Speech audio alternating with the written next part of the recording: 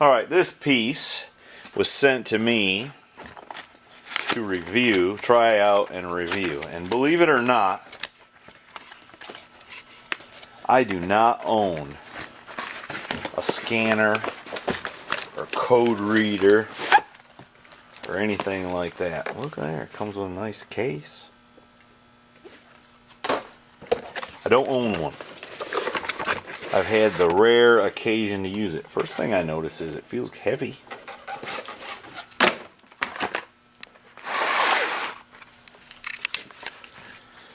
And there it is.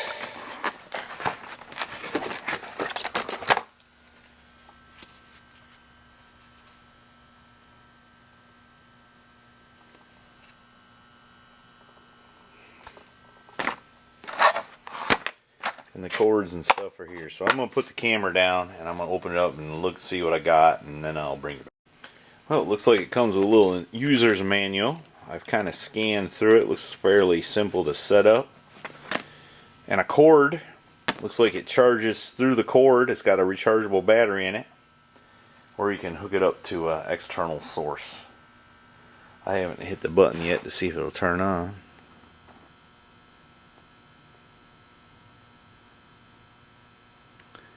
Hey, look, it's turning on.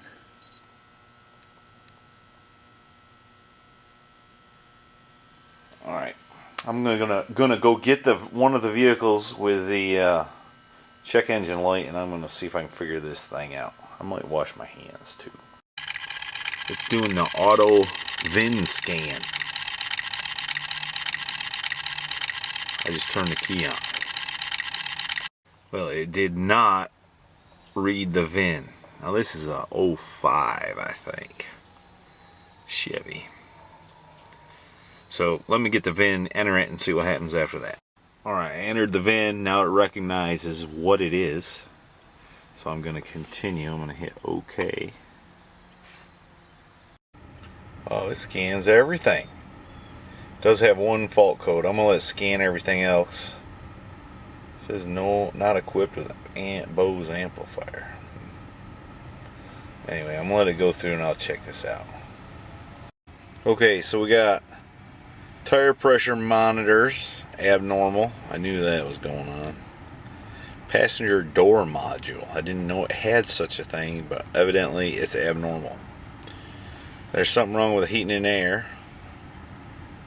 I don't know what that is. And there's something wrong with the powertrain system.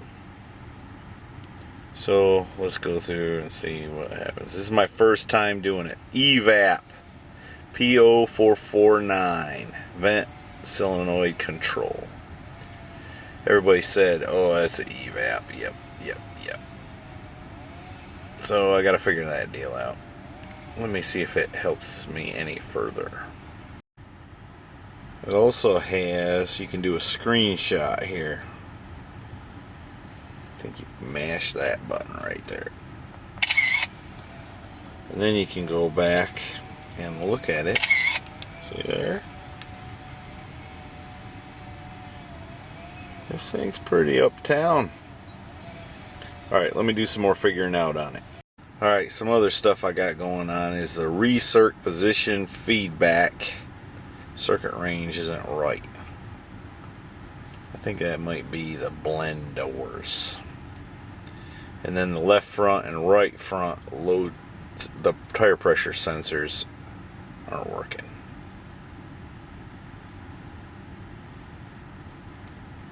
Tire pressure monitor. Something's wrong with the tires. This thing has two new rear tires, which were probably on the front. I bet you the tire guy messed up the tire sensors. Alright, let me do some more figuring here. I hit the clear code function, which it did, but obviously it's a hard code or something. The tire pressure monitors are not working, and whatever's going on with the heating and air is a constant. But it did turn off the check engine light. And it's an EVAP code, so I need to research on that a little bit, but it could be the gas cap, I think. Anyway, let me move to another vehicle. Alright, in this vehicle, it read the VIN. Evidently, this is a 2010 model. Evidently in the 05, it's not capable of that. So let's see what happens here. Alright, so it's got 3 engine codes. Engine oil pressure. Engine oil pressure. Might need a new oil pressure sensor. And brake switch circuit high voltage. You can figure that out. Driver's door switch. Mirror motor. Front door window calibration. Oh. I think the lift gate is open according to the dash. Memory seat module. Seat lumbar horizontal position sensor circuit short.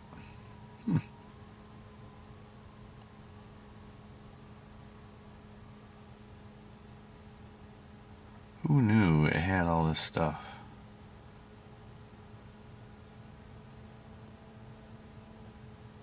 Anyway, let me sort through this and see what I can figure out. Well, there's our trouble, I think. This thing goes to Google if you do a code search.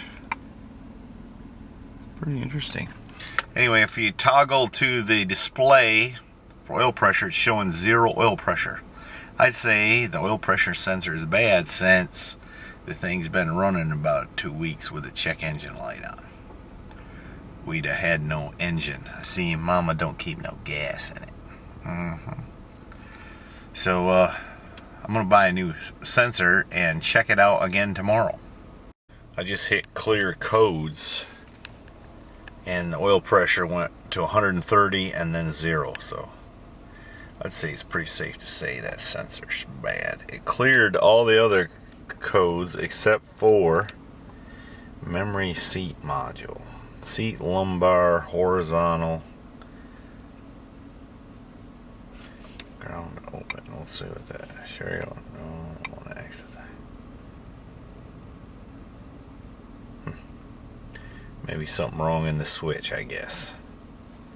But it cleared all the other codes. Some of them were tire pressure sensor. I don't know why. Those were working. Maybe it's just from some time in the past.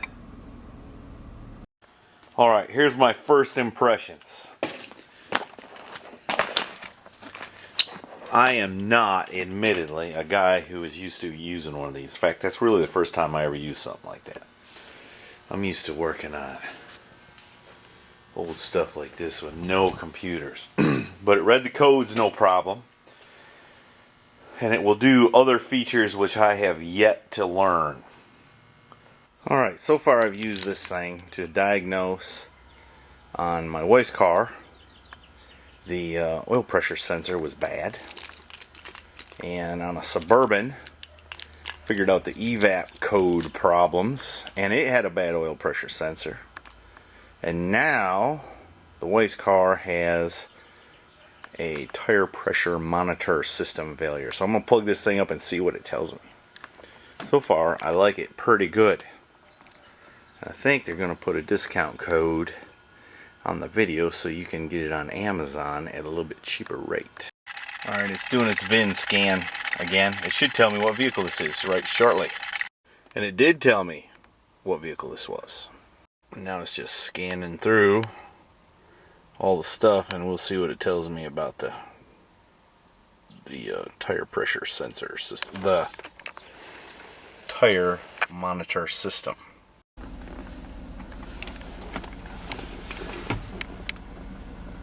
You can see the right rear low tire pressure sensor signal invalid. Failed current. Let's try this. We'll clear. See what happens. Okay.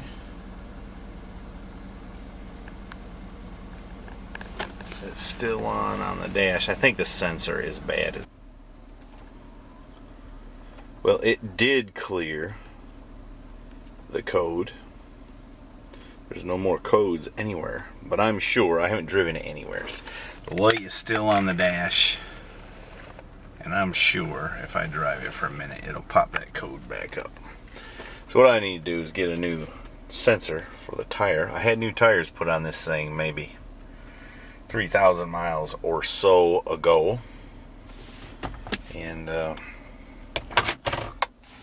it's got 120,000 miles on it, so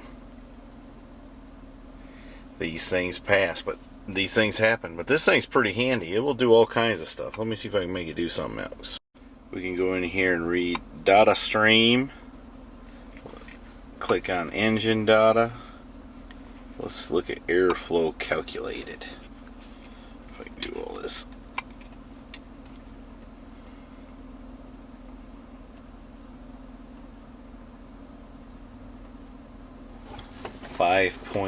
.2 whatever's.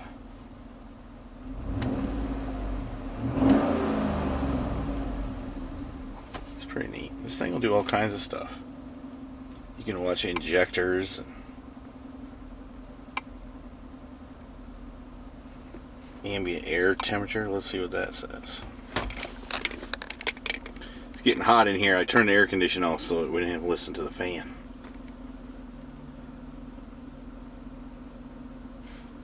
Ambient air temperature 71.6 degrees, and that's about right. So anyway, go check this thing out. It'll be very handy if you run old vehicles like I do. Not real old vehicles. I tried to plug this into my 71 Chevy truck and it didn't do any good, but you know what I'm saying. That's a little bit of humor there. A little humor. Haha. So this thing's pretty handy. I found it very useful so far on 2 vehicles that I own. Go check it out.